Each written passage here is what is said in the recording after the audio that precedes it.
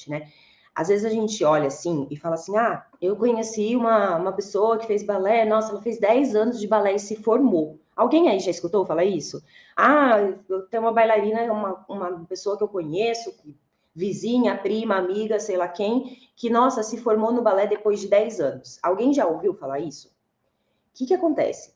Quando a gente escuta um negócio desse, na nossa cabeça vem automaticamente que se formar significa que eu domino aquilo, né? A gente acha que, né, principalmente quando a gente não fez faculdade ainda, a gente acha que se formar significa que eu sei tudo sobre aquilo e que eu domino aquilo. Depois que você faz uma faculdade, você sabe que você se forma, você teve acesso a muita coisa, você domina algumas coisas, né? Mas você não sabe tudo porcaria nenhuma.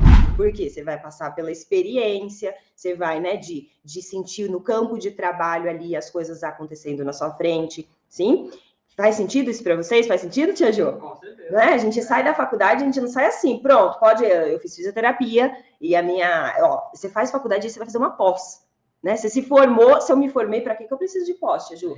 Não é? Significa que alguma coisa ficou faltando, já começa daí. Mas beleza, terminei, saí da faculdade, tô com o canudo na mão, aquele chapeuzinho lá na cabeça, fiz fisioterapia. Me manda um paciente de UTI aí que eu atendo.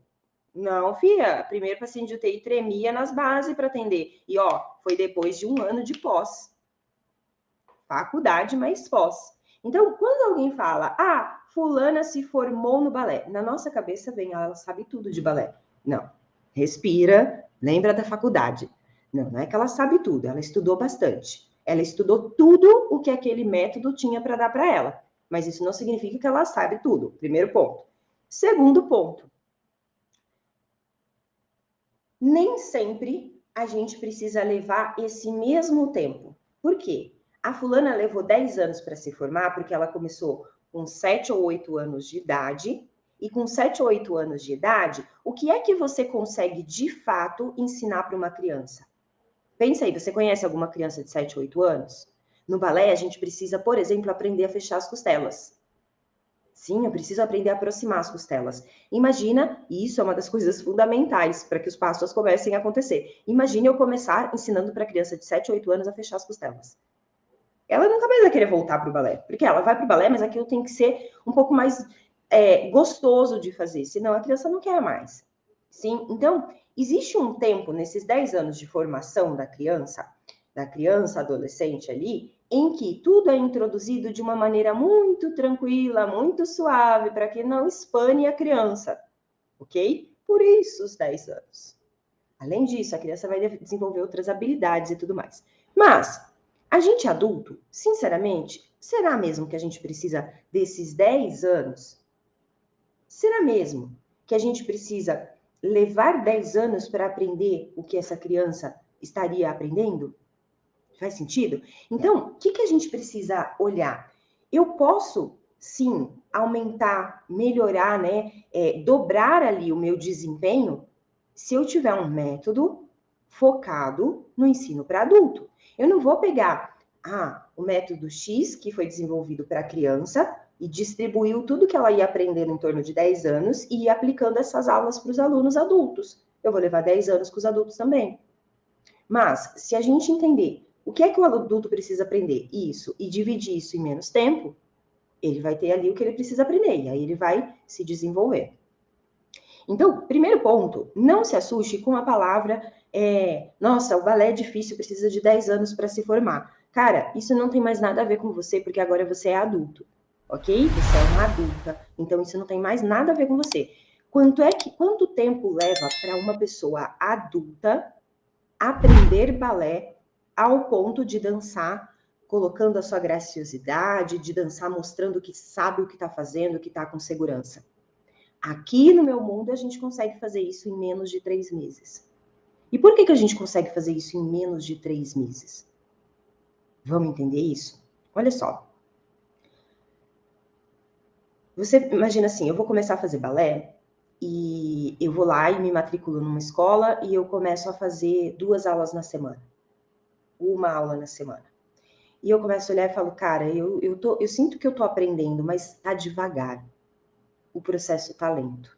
Eu não sei quem assistiu a live que eu fiz com o Fábio, e o Fábio falou assim, o Fábio fazia aulas presenciais, e lá em 2017, o Fábio foi um dos meus primeiros alunos. E o Fábio falou assim, eu tô fazendo as aulas presenciais aqui e tal, mas assim, parece que tá devagar, parece que não sai disso, parece que a aula não sai disso. E eu queria aprender mais, eu queria aprender mais coisas. E aí o Fábio foi para a internet pesquisar coisas sobre balé e me encontrou. Sim? Quando você começa a fazer balé, às vezes você vai ter essa sensação de, cara, eu queria melhorar mais rápido, eu queria aprender mais coisas. E aí é onde a gente vem para a internet, né? Aí a gente começa a olhar uma dica aqui, um vídeo ali, um vídeo lá. Ok. E muitas vezes você pode olhar e falar assim, tá, eu tô pegando umas diquinhas, mas eu ainda quero melhorar mais, então eu vou fazer mais aulas. Ao invés de eu fazer 2 aulas na semana, eu vou fazer 3. Ao invés de eu fazer uma aula, eu vou fazer 2. E aí a gente começa a aumentar a nossa quantidade de aulas que a gente faz. Cuidado, porque isso pode ser um erro se você quer melhorar o seu desempenho. Buguei, Mari. Buga mesmo, buga e presta atenção no que eu vou te falar. Analisa, raciocina comigo para ver se isso vai fazer sentido para você. Vamos lá. Como que funciona o nosso processo para a gente aprender? Sim, e vamos falar aqui já direto no balé. Como que funciona o processo de aprendizagem para nós adultos aprender balé? Primeiro, eu preciso observar um determinado movimento, imagina lá um tandezinho, um pliézinho. Você vai observar esse movimento com todos os seus sentidos possíveis. Visão, audição, às vezes tato, às vezes sinestésico, sentindo o movimento no seu corpo, ok? E aí eu observo esse movimento e vou tirando informações dessas coisas que eu estou vendo do movimento. Ah, o joelho dobra, depois estica, as costas crescem, o braço é assim. Eu vou entendendo. A primeira coisa que precisa passar no nosso processo de aprendizagem é a gente entender aquela coisa.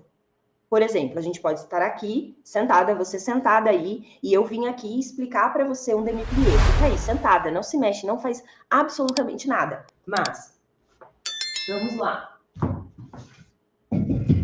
Ó, um demi-plié é quando a gente está lá com os nossos pezinhos anterior, sim, no balé a gente usa tudo assim, uma viradinha para fora, e aí no demi-plié a gente faz uma dobradinha no joelho e volta e estica.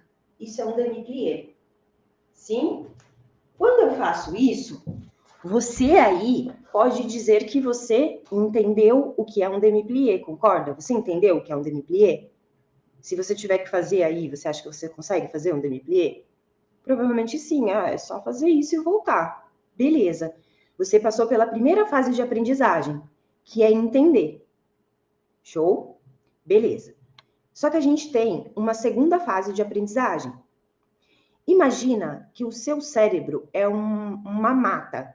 Sabe um mato assim? Sabe capim, assim, aqueles campos de mato?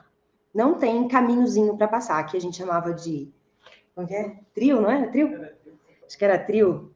Ah, vai pelo triozinho. Aqui a gente chamava de triozinho aqui no interior. Não sei como vocês chamam aí, quando abre um caminho no meio do mato para passar. E aí, imagina, seu cérebro é aquela mata. Quando o seu cérebro vai absorver um conhecimento, ele abre um pedacinho dessa mata. Ah, entendi o que é o plié. Se você nunca mais fizer plié, ele fecha de novo a mata. É mais ou menos assim que funciona o nosso aprendizado. Tudo aquilo que você começar a repetir, ele vai abrindo um caminho. Chega uma hora que vai ficar um caminho no meio dessa mata. E aí o nosso cérebro fixou. Para o nosso cérebro assimilar a informação, ele faz uma sinapse. Então, uma célula se comunica com a outra. Quanto mais eu repito aquilo, mais aquela comunicação acontece. Chega uma hora que esse caminho fica rápido e fácil de fazer. No começo eu preciso ficar lembrando. Peraí, o demi-plié é aquele que dobrava. Ah, é assim, né? O demi-plié é assim, não é? Tá vendo? Eu levei um tempo para fazer a comunicação e lembrar o que é o demi-plié. Depois de tanto eu repetir, a gente faz essa comunicação muito rápida. Quem já faz balé, quando você aprende um passo diferente, você fala, não, peraí, como que era mesmo? Eu tinha que levar primeiro a perna à frente, depois levar até ao lado, para depois puxar e girar. Fouetté. Sim? Quando você já criou esse caminho no seu cérebro, você simplesmente chega lá e já sabe o que tem que fazer. Isso faz parte do nosso processo de aprendizagem. Primeiro eu entendo, depois eu repito. Quanto mais eu repito, mais eu memorizo. Show? Quando a gente vai fazendo aulas, principalmente aulas práticas de balé, de fazer a aula, seja aula no presencial, seja aula comigo pelo Zoom. Aula comigo pelo Zoom é a mesma coisa de uma aula no presencial. Não vai ter nada de diferente. Sim, é a mesma coisa. Eu não vou parar para ficar explicando o XYZ. Porque ali é uma aula para você praticar balé. Eu estou indo para repetição, para repetição, para repetição. Agora, existe um processo para eu entender o movimento. Será que só aquilo ali que eu mostrei para você realmente é o demi-plié? Será que só com aquela informação você realmente vai ficar repetindo o demi-plié da maneira certa? Você vai criar essa trilhazinha, esse trio no meio do mato ali, certinho? Ou será que se a gente tiver mais informações sobre esse movimento, eu não vou conseguir entender melhor e desenhar um caminho certeiro?